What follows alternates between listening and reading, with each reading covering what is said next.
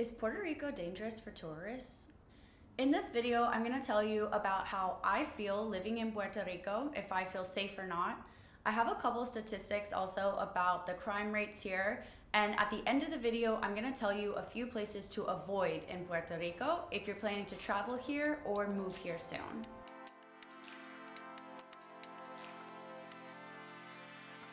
I have everything time-stamped in the bottom, so if you want to jump ahead, feel free. So let's quickly look at some stats about the crime. Whenever I travel, I like to know, am I gonna make it out alive? So Puerto Rico, the whole country, has a murder rate of 19 out of 100,000 people. San Juan, on the other hand, is the capital of Puerto Rico. It has a very dense population, and it also has a large population of very rich people and a large population of very poor people. And when you put those two together, you are bound to have a little bit of tension. So San Juan does have a higher homicide rate than Puerto Rico as a whole. San Juan has a homicide rate of almost 38. I will say though, I was looking up the statistics on how many of those are tourists and outsiders, and actually last year only one person in all of San Juan's homicides was a tourist. And I'm actually going to tell you that story at the end of the video when I'm talking about places to avoid. And the year before that was only 2 out of the whole island. So you can assume that being a tourist here on the island is actually incredibly safe. You are not going to be a target. So let's compare that homicide rate quickly to a couple other cities in the US. St. Louis, Missouri has a homicide rate of almost 88. Baltimore has a homicide rate of 56. Now at the bottom, we have cities like New York City, which is only 5.5. And then you have Austin, Texas, my hometown, which is about 6. So you can see here that San Juan is neither the safest city in the US nor by far the most dangerous city in the US. In fact, there was a lot of cities that ranked more dangerous than San Juan on this list that are in places that I never would have thought, like Louisiana, Florida. Well, I would have thought Florida. Okay, let's talk about now my personal experience living here. So just to give you a quick background, I moved here from Brooklyn, New York City, baby. And Brooklyn can be a pretty rough city, I would say. So my perspective is based off of that. I lived in Brooklyn for 10 years and I'm originally from Austin. So your perspective of danger is of course your own lived experiences. So I'm gonna base this off of Austin and Brooklyn. And I wanna say right out of the gate, I actually feel safer here than walking around in Brooklyn. I feel safer walking around here by myself than I was in Brooklyn. I lived in Bushwick and I never really felt unsafe in Bushwick, but there was absolutely times when there would be like clearly someone on drugs or something that you just wanted to avoid. I don't feel that way here at all.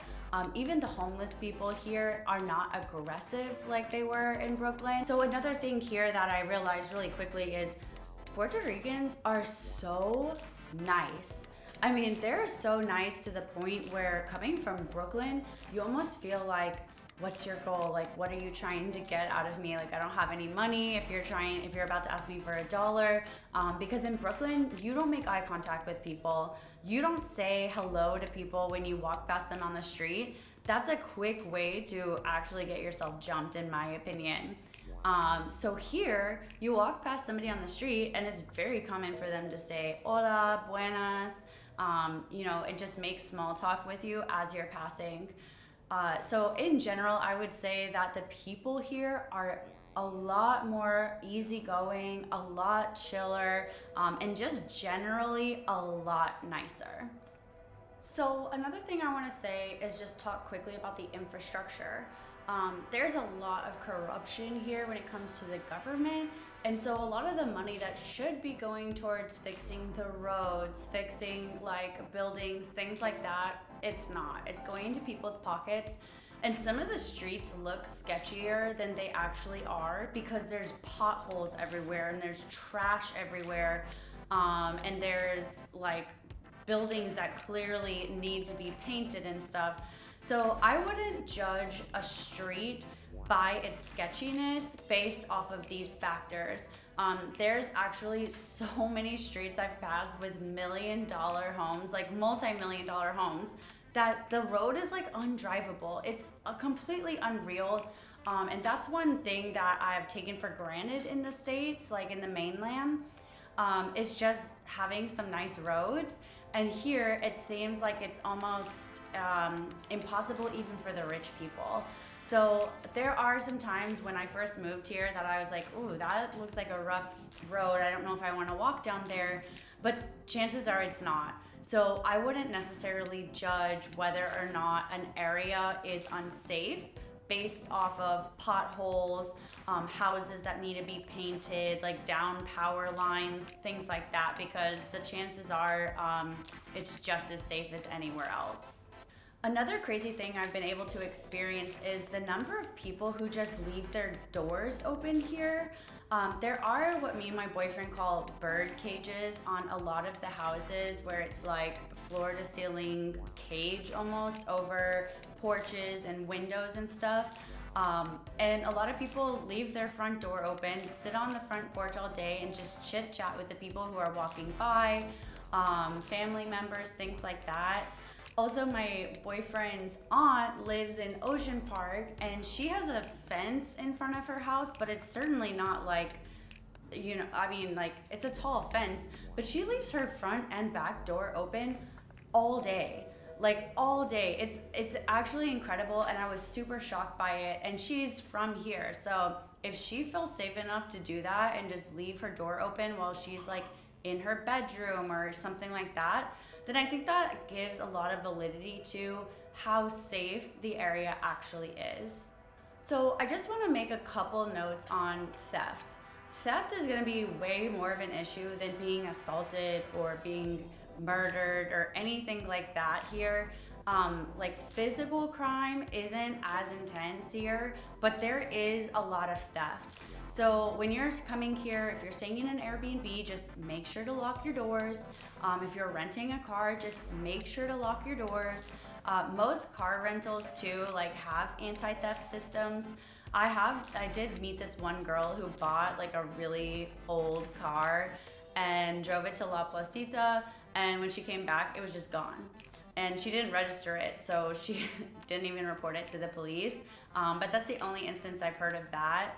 So based off my experience, I find this island incredibly safe. As a girl walking around here, I feel completely safe. Just be smart. Don't be an idiot. Like, don't do something here that you wouldn't do in your hometown, that you wouldn't do in Brooklyn or Baltimore or like wherever it is that you're from. I think that goes without saying, but overall, I don't think this is a necessarily unsafe area. That being said, there are two places that we have heard over and over again from locals to not go to. So the first one's easy.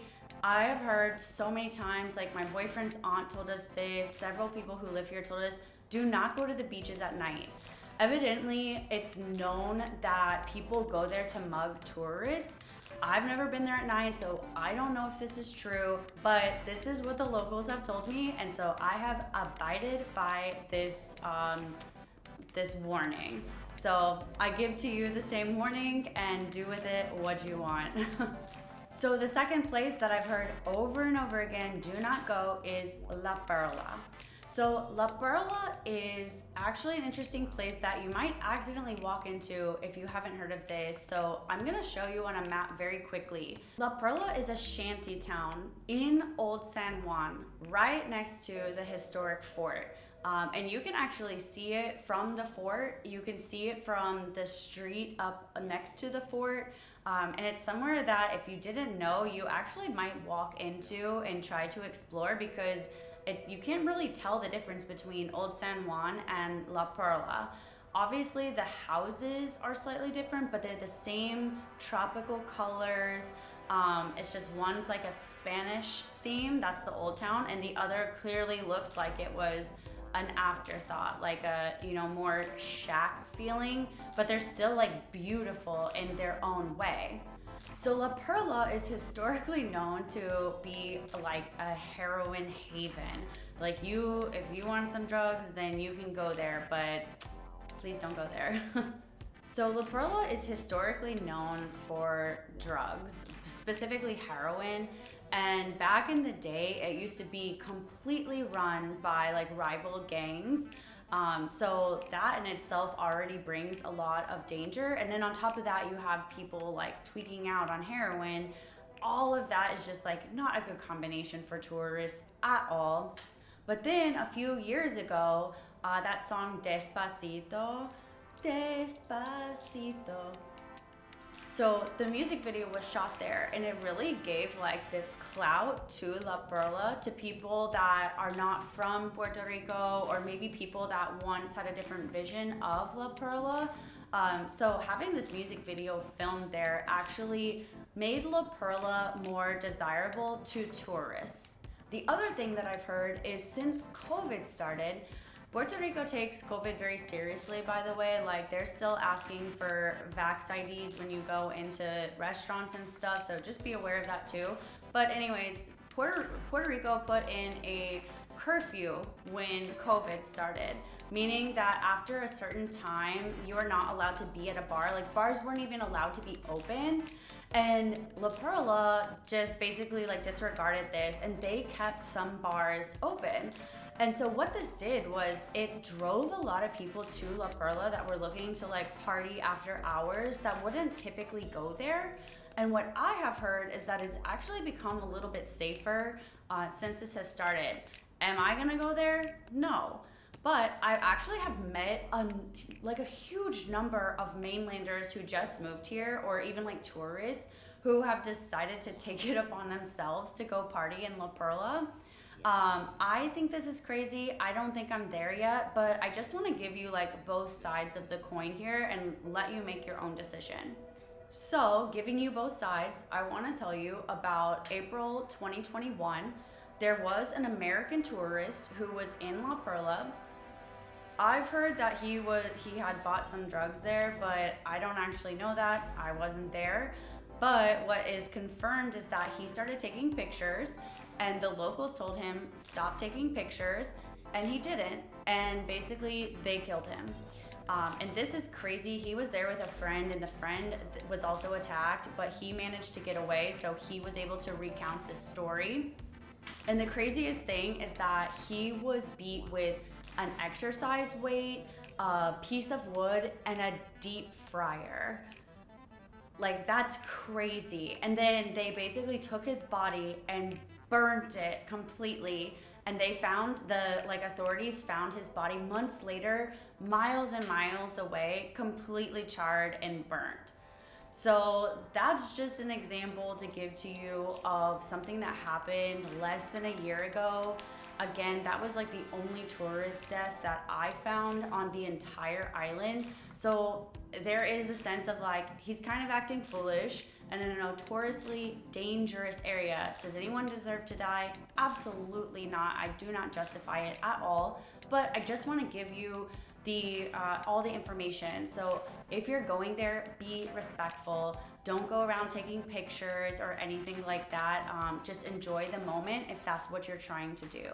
But on the flip side, like I said, I know a lot of gringo mainlanders who are going there like probably this weekend to go and party after they go to like old San Juan. They go to this area called La Factoria. It's a bar there. And then when that closes, they all always go to La Perla.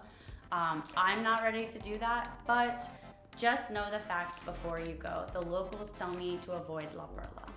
I just want to round this out. I know I just literally told you about a death, but I feel so safe here. Like, I really cannot accentuate that enough. I feel safe walking around by myself here. I'm obviously smart. I'm not gonna do stupid things like walk around by myself at 4 a.m., especially in areas that I don't know yet. But the more comfortable you become with certain areas, like the more you'll know when it's safe and where it's safe. Overall, I think San Juan is incredibly safe during the day. And I think at night, just like any city, have a buddy with you. But I just don't see there being any major issues unless you're looking for trouble or anything like that. I hope this puts your mind at ease a little bit about coming to San Juan.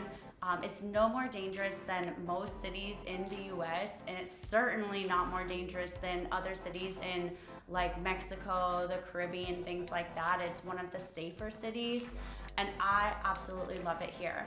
Not to mention, it is gorgeous. If you have any more information that I left out that you think people should know, please leave a comment down below. I would love to hear areas that you think are safe or unsafe on this island. But overall, I'll leave you with this. I love it here. It's beautiful, and I feel incredibly safe here. So I hope that you come visit soon. So another thing I want to remark on is the infrastructure here.